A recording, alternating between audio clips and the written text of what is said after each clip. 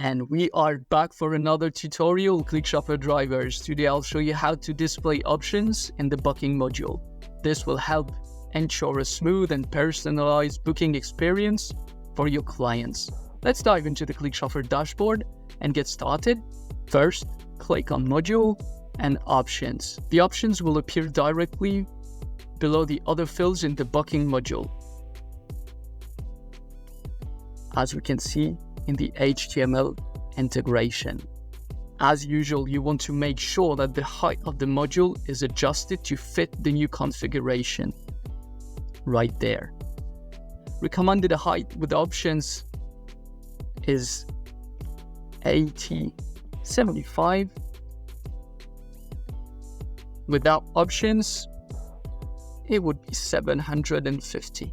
Selected by the customers will be reflected on the booking page, just like the one you can see here, in confirmation emails and in the booking details on ClickChauffeur. And that's it for today. You've successfully displayed options in the booking module, enhancing the booking experience for your clients, which is all you need and all you want. And as you already know, a well-configured booking module can greatly improve customer satisfaction. Thanks for watching and see you in the next video. Keep your booking module organized and your clients happy.